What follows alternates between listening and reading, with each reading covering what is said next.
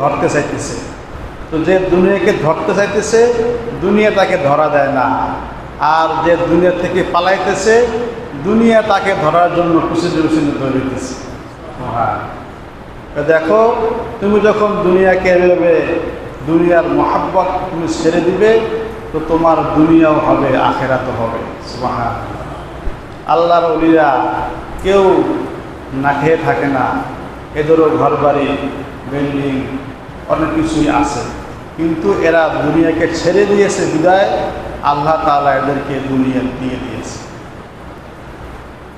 এসে দুনিয়া কি দোস্তি মসলে কাগজ ফুল হ্যায়, দেখনে মে খুশনুমা হ্যায়, हकीकत में कुछ नहीं।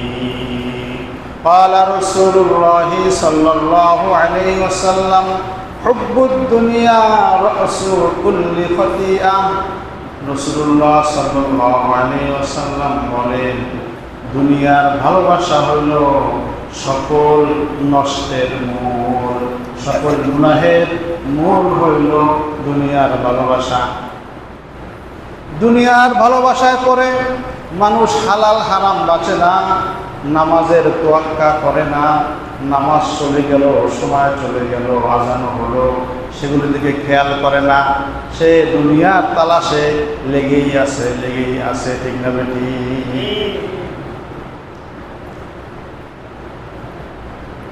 قال الله تعالى إن الله يأمر بالعدل والإحسان وإيتاء ذي القربى وينهى عن الفحشاء والمنكر والبغي يعظكم لعلكم تذكرون। وقال رسول الله صلى الله عليه وسلم خير القرون قرني ثم الذين يلونهم ثم الذين يلونهم। وقال رسول الله صلى الله عليه وسلم المسلم من سلم المسلمون من لسانه ويده। وقال رسول الله صلى الله عليه وسلم الظلم ظلمات يوم القيامة أو كما قال النبي عليه الصلاة والسلام। মুসলিম শরীফে নবীজি বলেন, একটা গুরুত্বপূর্ণ কথা, মনোযোগ দিয়ে শুনি, যে বান্দা যখন উযু করে, মুসলিম শরীফের হাদিস,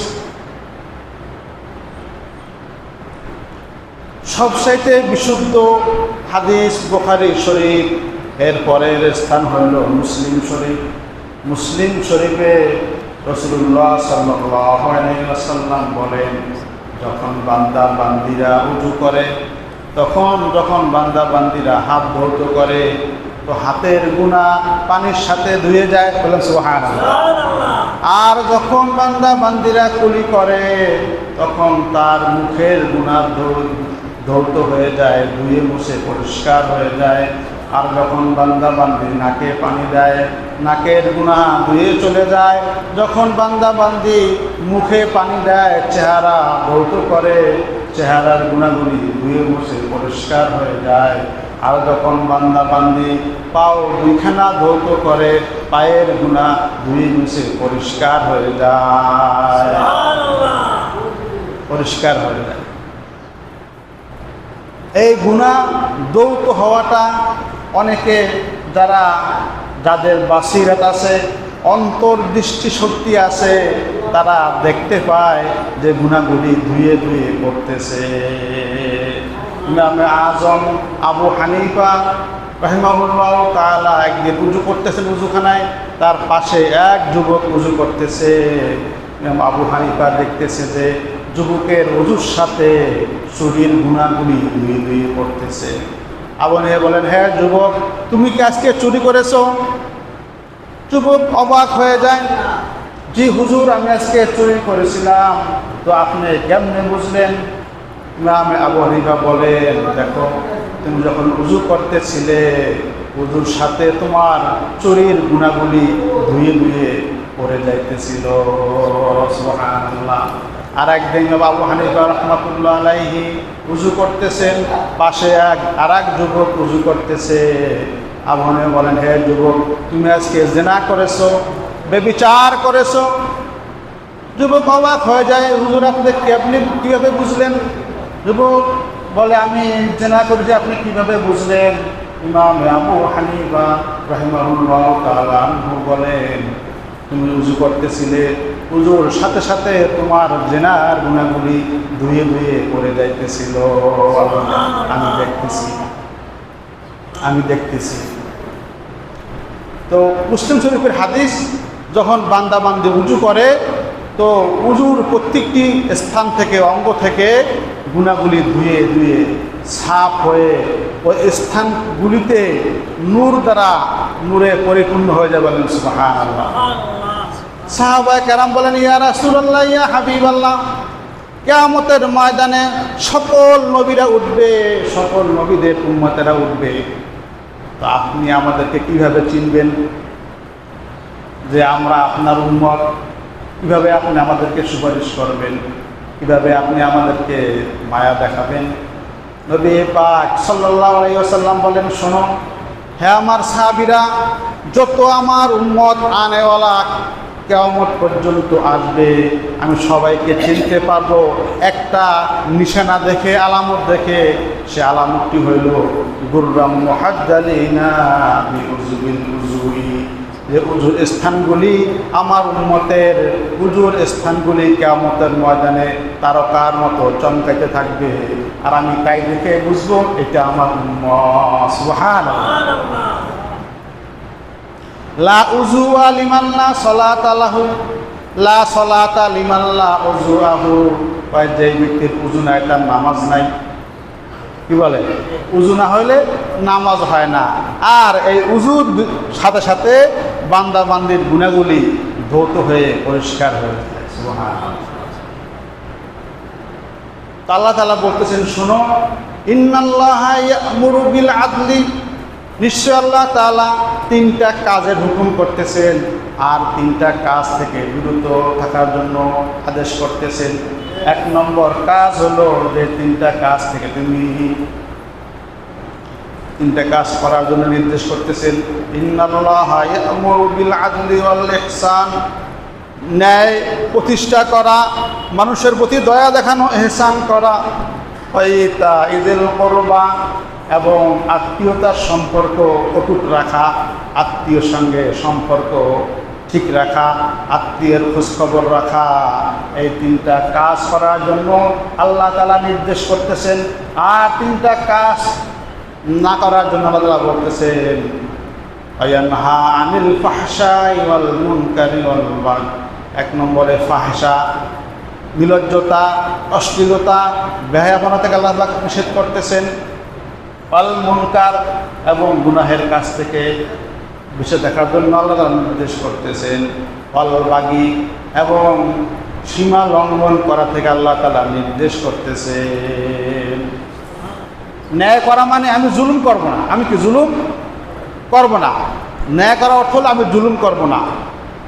যদি দেশের বাদশা ন্যায়ওয়ালা হয়ে যায়, ন্যায় বিচারক হয়, ন্যায় নীতিবান হয়, তখন তার প্রভাবে সারা দেশের মানুষজন ন্যায় নীতিবান হয়ে যায়, এবং কি মুসি, কামলা, বদলা, রিক্সাওয়ালা পর্যন্ত নীতিবান হয়ে যায়। আর যখন দেশের বাদশা জালেম হয়ে যায়, তখন এই জুলুমের আসর প্রভাবটা প্রতিটি সেক্টরে সেক্টরে বিস্তার লাভ করে, এবং কি মেম্বার পর্যন্ত লক্ষ লক্ষ টাকা চুরি করে বড় ধনী হয়ে যায়।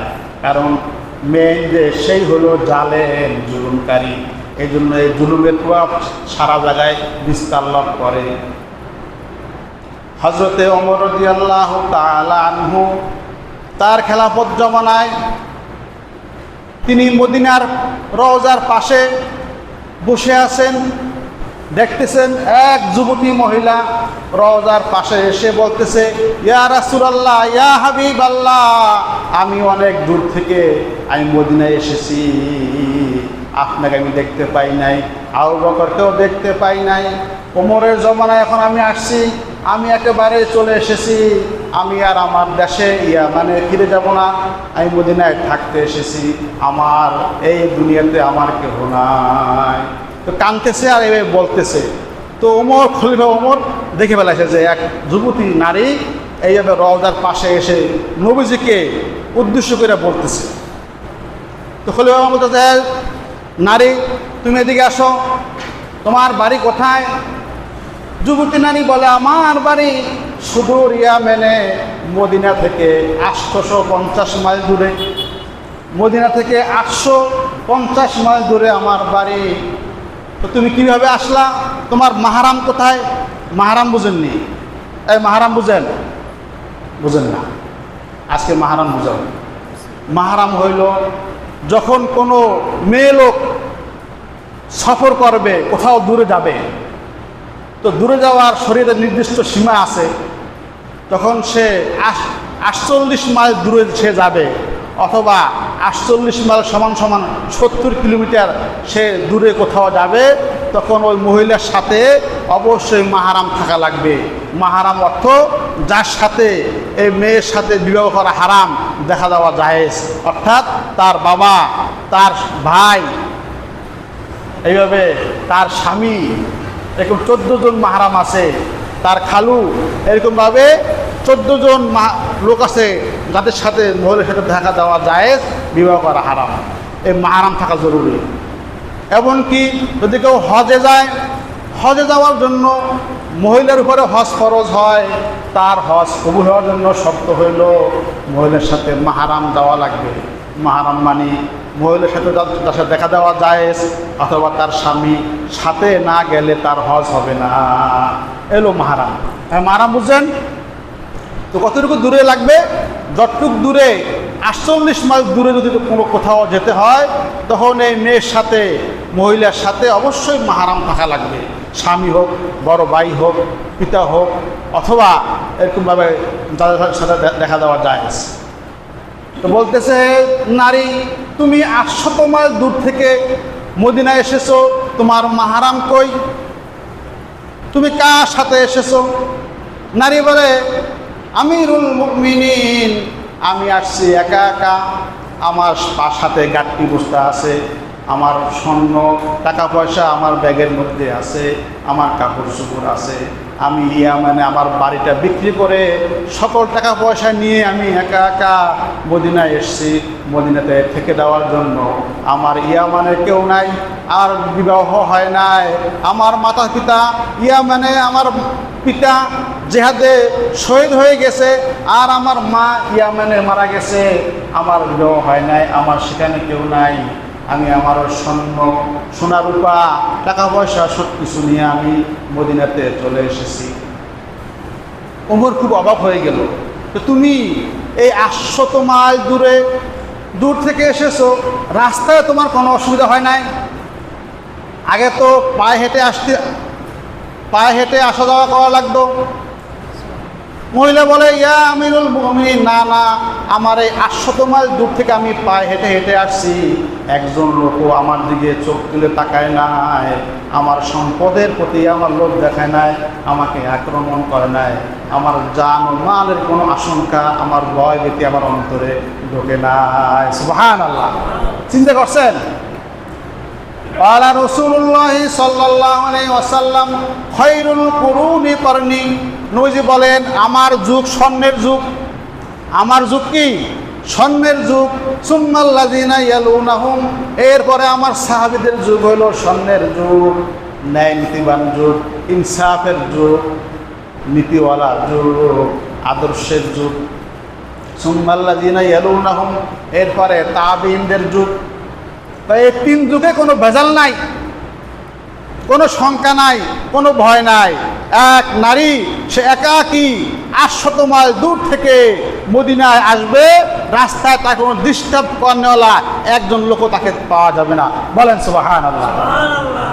এটা কি এখন সম্ভব? বলে এখন সম্ভব? কথা বলে না।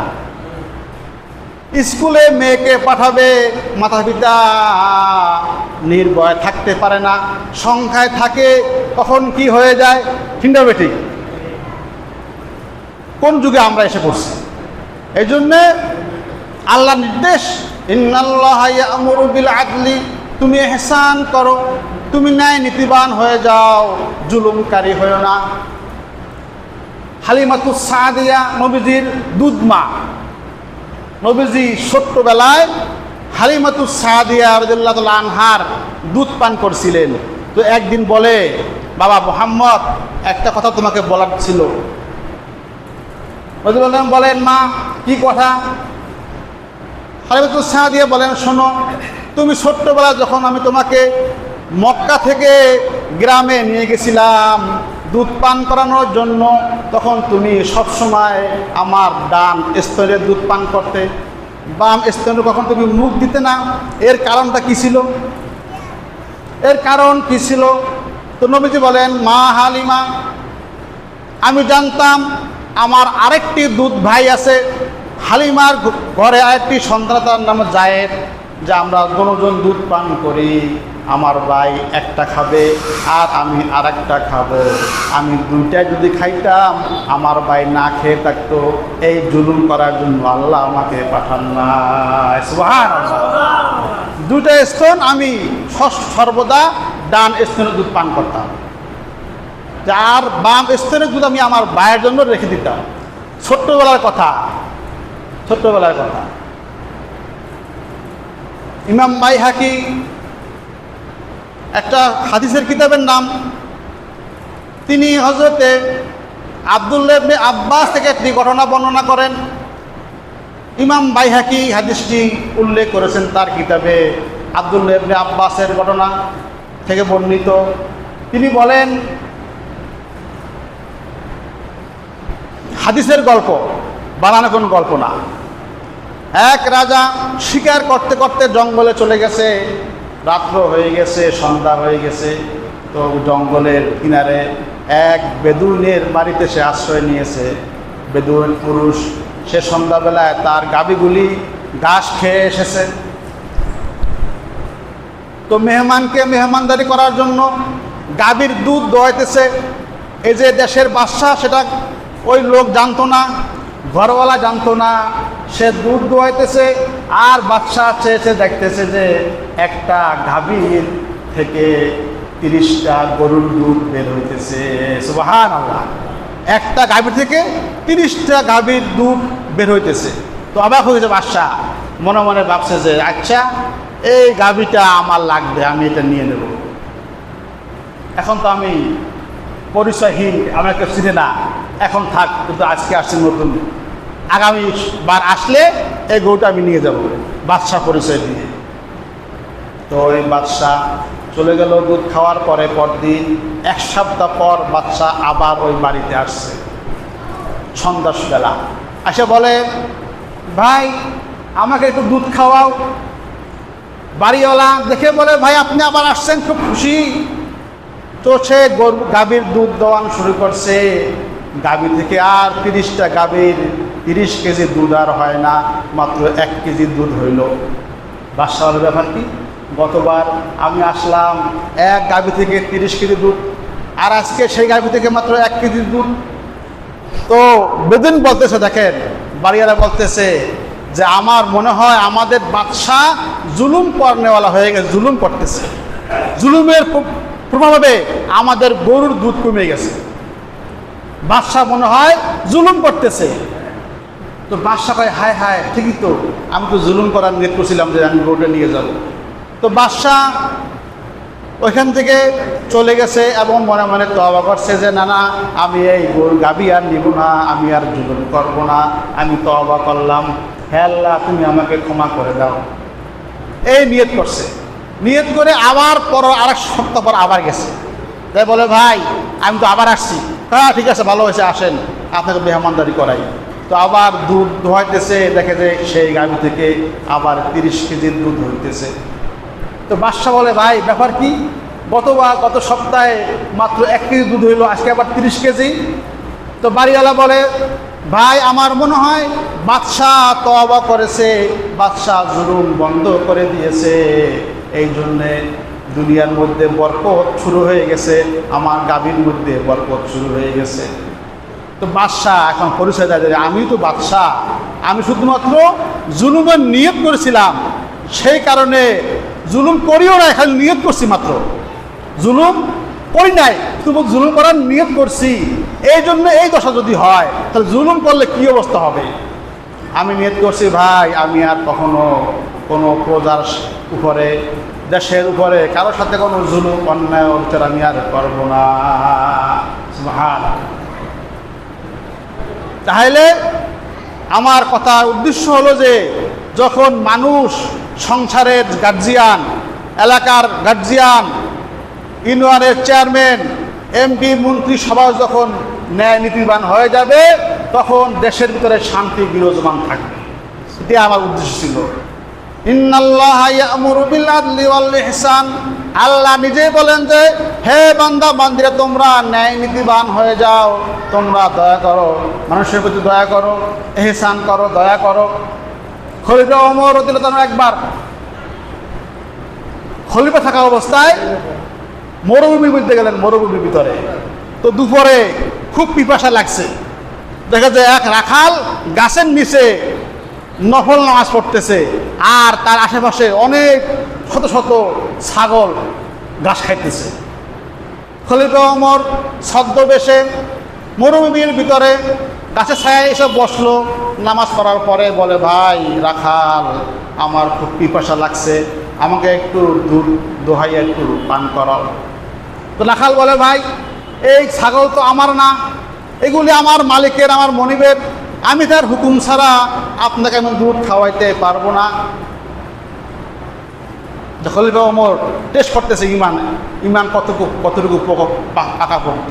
বলছে ভাই ঠিক আছে তুমি আমার কাছে একটা ছাগল বিক্রি করো, যে ছাগলের দুধ দেয় এবং একটা ছাগল তুমি আমার কাছে বিক্রি করে ফেলাও, তাহলে তুমি টাকার মালিক হবে আর আমি ছাগলের মালিক হব।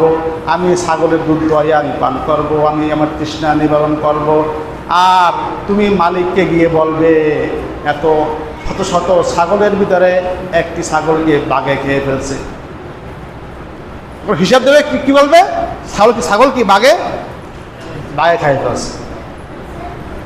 তো রাখাল বলে ভাই আমি হিসাব দিলাম ছাগল বাঘে খেয়ে ফেলছে, কিন্তু আল্লাহ তাআলা তো আমার দিকে তাকিয়ে আছে, আল্লাহ তাআলা সব কিছু দেখতেছেন, আমি আল্লাহর দরবারে কি হিসাব দিব? এটা আমার দ্বারা সম্ভব না, আমার পক্ষে সম্ভব না। ক্বালা রাসূলুল্লাহি সাল্লাল্লাহু আলাইহি ওয়াসাল্লাম আল মুসলিমু মান সালিমাল মুসলিমুনা মিন লিসানিহি ওয়া ইয়াদিহি। নবীজি বলেন মুসলমান হইল ওই ব্যক্তি যার হাত এবং যার মুখ দ্বারা অপর মুসলমান কোনো কষ্ট পায় না, সেই হলো মুসলমান। মুসলমান কাকে বলে? যে অপর মুসলমান নিরাপদ থাকে হাত এবং মুখের থেকে, অর্থাৎ গালিগালাজ করে না এবং হাত দিয়ে কোনো অপরাধ করে না, মারধর করে না অন্যায়ভাবে, যে করবে না সেই হলো প্রকৃত মুসলমান। ক্বালা রাসূলুল্লাহি সাল্লাল্লাহু আলাইহি ওয়াসাল্লাম আয-যুলমু যুলুমাতুন ইয়াওমাল কিয়ামাহ, যে জুলুম করবে তার জুলুমটা কিয়ামতের ময়দানে অন্ধকার হয়ে আসবে, সে অন্ধকারে সে জাহান্নামে চলে যাবে, জুলুমটা অন্ধকার হয়ে আসবে। বিশেষ করে আমাদের সমাজে জুলুম করে মেয়েদের উপরে, কথা বলে না, মেয়েকে সম্মতি দেয় না, কে তোকে আমি বিবাহ দিয়েছি না, 500 লোক খাওয়াইছি না, কথা বলে না, খাট পালং দিছি না, সম্পত্তি কিসের, বাবাও বলে মায়ও বলে, বাপ মা মারা গেলে ভাইরাও একই কথা বলে, ঠিক না বেঠিক? হ্যাঁ হ্যাঁ, এই জুলুম তো এক প্রকার না, এটাও জুলুম। অর্থাৎ আমি আমার বোনের উপরে জুলুম করলাম সম্পত্তি না দিয়ে, আমি আমার মেয়ের উপরে জুলুম করলাম তার সম্পত্তি না দিয়ে, তাহলে আমি হলাম জালেম, আমার বোন হইল মজলুম, আমি হইলাম জালেম, আমার মেয়ে হইল মজলুম। আর এই জন্য নবীজি বলেন যে কারো সম্পত্তির এক বিঘা সম্পত্তি যে অন্যায়ভাবে আত্মসাৎ করবে, কিয়ামতের ময়দানে ওই সম্পত্তি বিষাক্ত সাপ হয়ে তাকে দংশন করতে থাকবে। নবীজি আরো বলেন, যখন বান্দা শহীদ হয় তার সকল গুনাহ মাফ হয়ে যায়। শহীদ ডাইরেক্ট জান্নাত। শহীদের কোনো গোসল নাই, রক্ত সহকারে তাকে দাফন দিতে হয়। ওই রক্ত নিয়ে কিয়ামতের ময়দানে উঠবে এবং বলবে, আল্লাহ আমি তোমার দিনের জন্য শহীদ হয়ে গেছি। তো আল্লাহ তাকে ডাইরেক্ট জান্নাতে দিয়ে দেবে। কিন্তু নবী বলেন, ইল্লাদ দাইন, কিন্তু ঋণ থাকলে এই শহীদও মাফ পাবে না। ঋণ থাকলে, ঋণ তো বোঝেন, যদি কেউ টাকা পয়সা পাওনা থাকে তাহলে এই শহীদও কিয়ামতের ময়দানে মাফ পাবে না, টাকা পয়সা ঋণ থাকে। যাকে বলা হয় হকুল ইবাদ।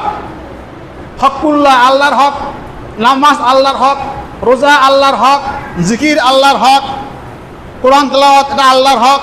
আমি করলাম তো সওয়াব পেলাম, করলাম না সওয়াব পাইলাম না। এটা হকুল ইবাদ, বান্দার হক।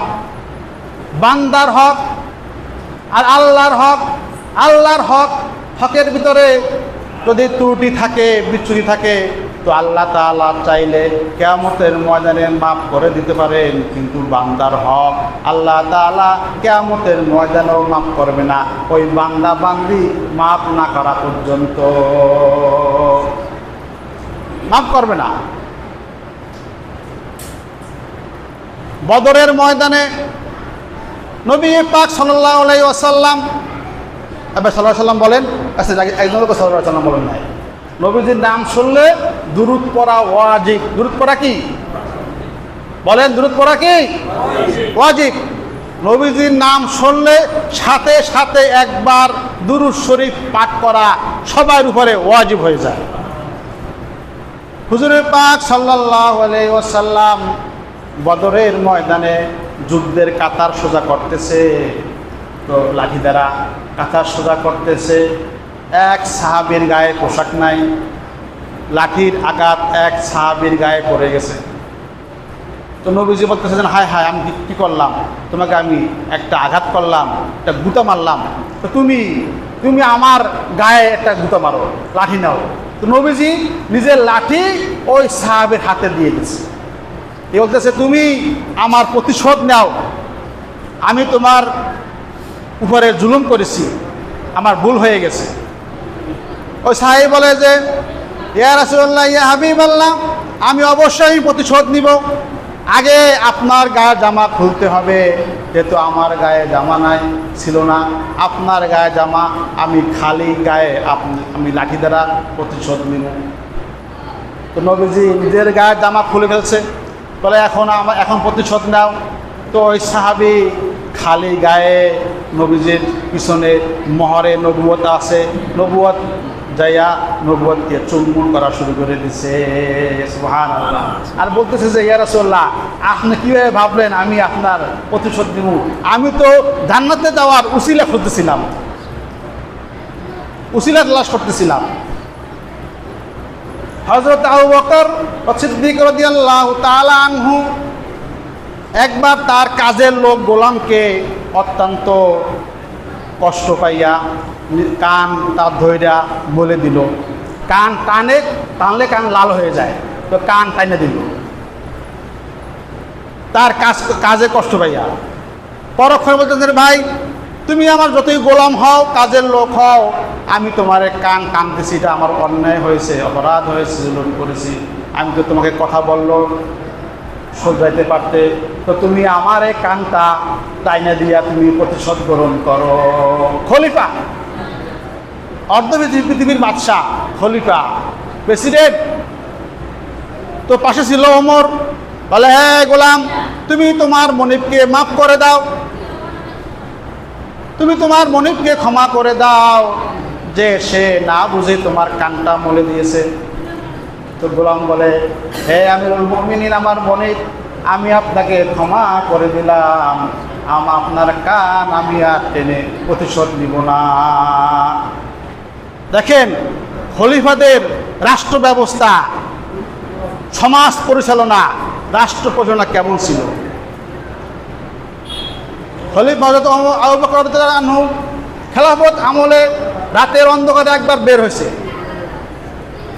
বের হয়ে কোথাও যাইতেছে অন্ধকারে, সামনে পড়ছে ওমর। কি ব্যাপার, আপনি রাতের অন্ধকারে কোথায় যাচ্ছেন? আবু বকর বলে, ভাই ওমর শোনো, এই মদিনা শহরের পাশে ওই অমুক গ্রামে একটা বিধবা মহিলা আছে, তার কেউ নাই, আমি রাতের অন্ধকারে যে ওই মহিলার কাপড় চোপড় ধুয়ে দিই এবং থালা বাসন দিয়ে পরিষ্কার করে আমি দিয়ে আসি। সুবহানাল্লাহ। কয় না, আমরা কয়টা পয়সার মালিক হইলে, গরিব দেখলে, অসহায় দেখলে, এই ভিতরে ঢুকবো না, গেট আটকাই দাও। কি বলেন, গেট কি দাও, আটকাই দাও।